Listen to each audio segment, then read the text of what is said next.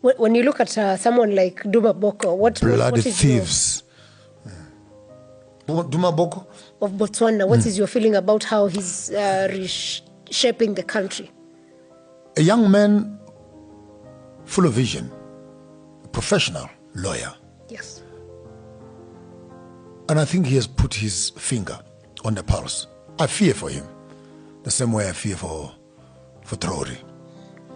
He's walking into a pool where Debeers, the biggest diamond miners in the world, who actually developed the Kimberley certificate, they're in Botswana.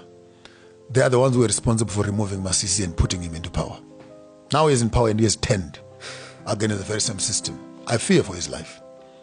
Because they are the biggest contributors. They are the biggest no, they won't assassinate him. They're the biggest contributors of tax in the country through the diamonds. Now watch the circus. So when Masisi was being chased out of office, they declared losses on their diamonds. We're not making money. So no tax. And tax collapsed.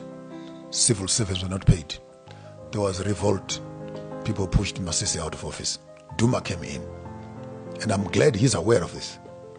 That when he walked into office, there was morale again, and Debeers started paying their taxes.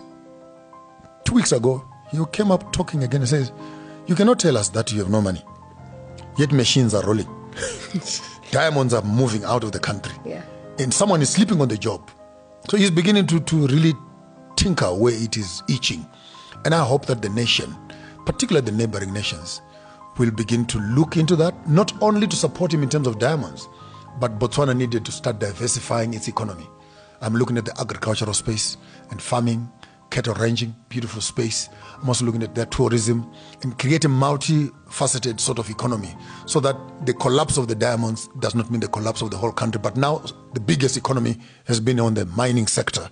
So I think the diversification and the plurality of their economy would actually give them a better voice, and that creates new millionaires. Yeah.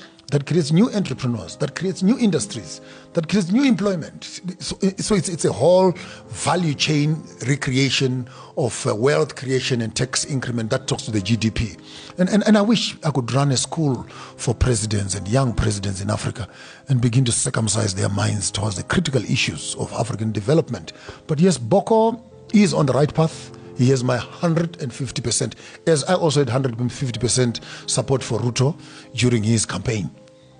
But I can't say the same now. But as for Traore, I think is a model that any African leader who can hear me out there on the entire continent, if you aspire to be a president, please follow the path of Traore. I refused to yield to Debeers' pressure, and my guess is as good as yours in the calculation of the refusal to sign and the timing of it, and what we saw as the apparent outspending or by the UDC of ourselves by a factor of more than 1 to 15, 1 to 20, it's not hard to imagine where the financing may have come from.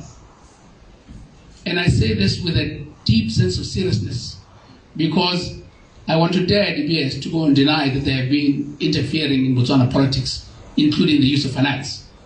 They started within my own party when they financed the so-called Schlemmer report. That Schlemmer report was window-dressed, sugar-coated to be as if it were a BDP project. It was not.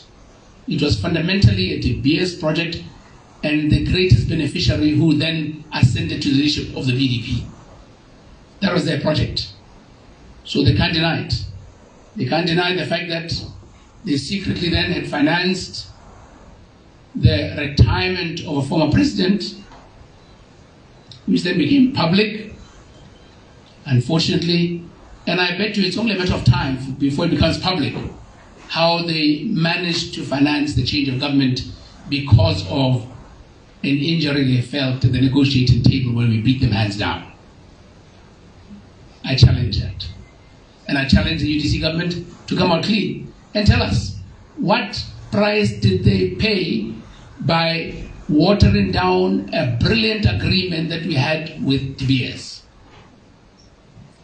2, we must also get to calculate the real cost, the true cost, the opportunity cost of the sacrifice that was made to the expense of Botswana, at the expense of Botswana, in terms of potential lost revenue. But we warned you about this, for there is no genuine intentions on the part of those who are harping criticism at us when they don't know what's in the frying pan to do with negotiations. They don't know why we had never challenged this agreement in the past. And I did say, and I meant it genuinely, I was prepared, if it took that, to lose elections. So if the diamonds are there, how is the country broke? Now they are not being sold. Who is selling? Debeers.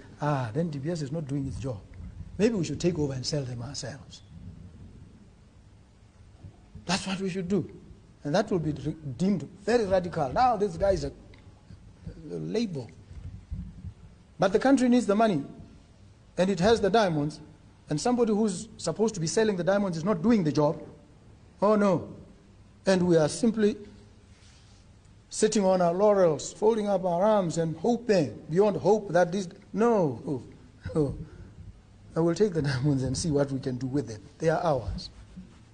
These diamonds are ours. And so before the end of this year, something very drastic in that space will happen. If it doesn't happen, we will die trying. By all means. We hold 85% stake in Debeers. And Botswana, the government of the Republic of Botswana holds 15. We are resolute now, and we've communicated a firm intention to increase our stake in Debeers to a controlling stake that is upwards of 50%. Would you go higher than that? Would you consider taking it over? Yes, we'll go higher. Why? But because we want to have effective control of the industry. We want our voice to be heard. It's a matter of economic sovereignty for Botswana. It is absolutely imperative for Botswana at this point, particularly, to take a more active role and increase its stake. Where do you get the funds from, though? We have lined up a number of potential collaborators with us, if I may put it that way. We have targeted funders. We have parties. We have the Oman Sovereign Wealth Fund. We have others who are willing and ready to come on board with us. So we are more than ready with the transaction, and we've said the transaction must be concluded by end of October.